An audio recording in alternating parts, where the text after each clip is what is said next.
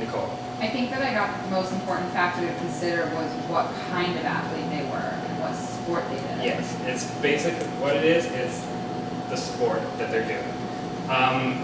As you heard, there was different requirements for the different sports. As I said, Lola Jones, I think, she was originally a hurdler back in like London 2012, but then she decided to gain weight so that she could participate in bobsledding. So her entire diet changed based on what sport she was participating in. Which macronutrient do biathletes consume the most? Carbohydrates. Why do you think that is? Or instant energy. Instant energy. Does anyone know what a biathlete is? They're competing in more than one sport? Yeah, so it's kind of like they compete pretty much in like cross country skiing. There's like a shooting range. There's like a whole bunch of different events in the same span of the biathlete events. So there's a lot of moving. It's a long event, and they have to keep going. So their diet is mostly high in carbohydrates, but you would also, if you were designing a diet plan for them, what other nutrient or macronutrient would you want them to have? Fat, because they can store it and use it up over the long period of time that they're. Because since it is a longer event, they're most likely going to burn through those carbohydrates, and they're going to need those stored energies. As I said, it takes about an hour for you to start burning through those carbohydrates and getting to your fats. Well, an activity like this, or like say a different Olympic event such as marathon running, you would also make sure that they have a good amount of fat to make up for when the carbohydrates start to burn out. Does that make sense? Mm-hmm. Cool. So chemical energy is converted to what kind of energy during performance? Kinetic. Does anyone kind of know what kinetic energy means? So when we were talking about how carbohydrates are broken up like simple sugars and like complex sugars, so basically when your body needs energy, it breaks those sugars down to make ATP for the body. So it's originally stored in like usable and quick energy, but your body has to break that down from chemical energy into actual energy that you're using at that moment. Does that make sense? And how many hours before an event should athletes eat? Why do you think that is? Well, like in the video, you don't want the athletes to get sick. Yeah. So, I mean, if they ate way too soon, like they only ate a half hour before their event, I mean, with all that movement, there's good chances that that's not going to sit well in their stomach. And also, if you're too full before an event, I'm sure that would lead you to being fatigued instead of energized. You don't have enough time to digest all that food. Exactly. Your body needs that time to break down your food into carbohydrates, protein, and fat to give you that energy and those resources when your event is there and you're ready to perform it. Are you guys good? Mm-hmm. Okay. So 3 to 4. So for this activity, it's going to involve a little bit of math, but it's actually going to be a lot of fun. So is anyone a soccer fan or technically football fan in here? Yeah. Yeah. Oh my God, that's awesome. Me too. So, this summer, the 2014 FIFA World Cup is happening in Brazil, and there's a whole bunch of different countries participating. It's a month-long event. It's really big in the world. It brings a lot of countries together. It's like kind of like a mini Olympics with only one event. But the case study you're going to be using is you're each going to get a different athlete from a different country. So for example, one of you could get this guy his name is Brad Evans. He is a midfielder for the United States. So what you're going to do, there is a formula here, and you will calculate calories for him. Calories are like the units of measurement when you're providing how long it takes for you to burn through energy. So when you think of like, if you have like a high calorie food, it will provide you more energy in theory because it has a higher amount of calories in it. So you're going to use this formula here, and you're going to calculate his calories based on the information that's here. You're then going to take the amount of calories you have and break it down based on their position. Do you guys remember what position you played? Do you know what a midfielder is in soccer? Probably busy. So a midfielder basically, when you think of positions in soccer, goalie obviously guards the goal. There's a defender, midfielder, and striker or forward. So a midfielder is in the dead center, and they kind of flip-flop back and forth between defense and offense. So when they are on the field, they are definitely running back and forth a lot more than any other player. So what kind of macronutrient would need to be increased for them?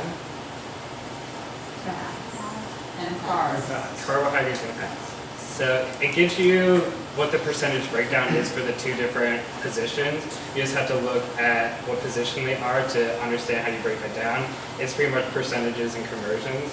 So then once you figure out that breakdown, we already went over where you can get the different sources of foods, right? So for carbohydrates, grains, all that kind of stuff we talked about. So you're going to look under their preferred cuisine that they have, and you're going to come up with different food items based on that cuisine that fits into those macronutrient breakdowns for them. Does that make sense? Yeah. Cool. So there are 6 different countries that you can get. If you guys can come up, you're going to select a different athlete at random.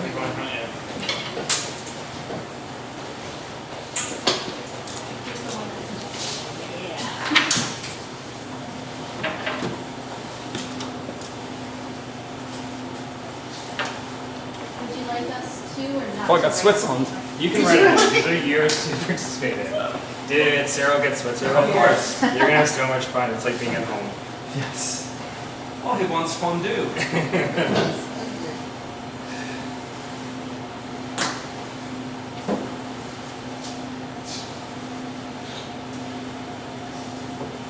So I'm going to give you guys about 7 minutes to complete this activity. If you need more time, just let me know.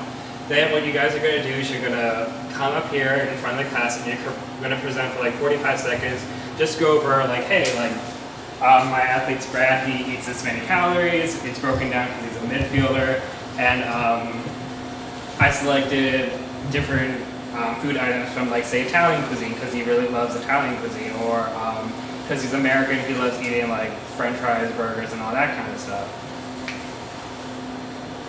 And how those different food items fit into his macronutrients for that athlete. Does that make sense? Yes. Cool.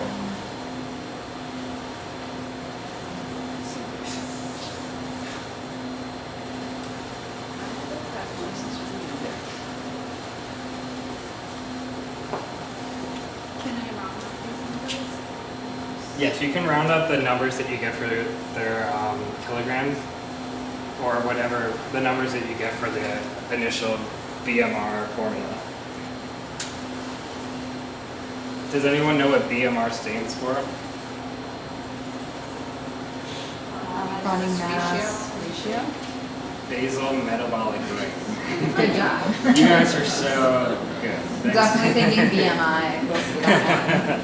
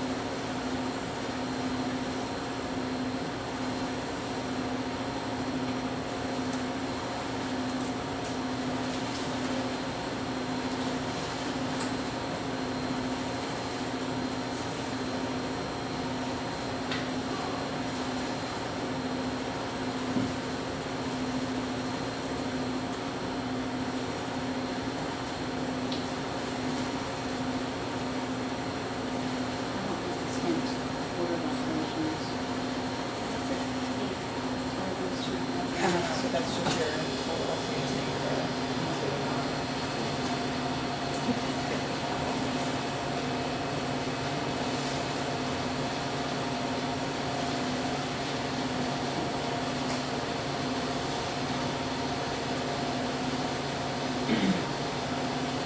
Question, Yeah. what's the total kcals? That's just total calories in general. So So. Oh, I didn't even see that. Okay, thank you. Yep. Sorry.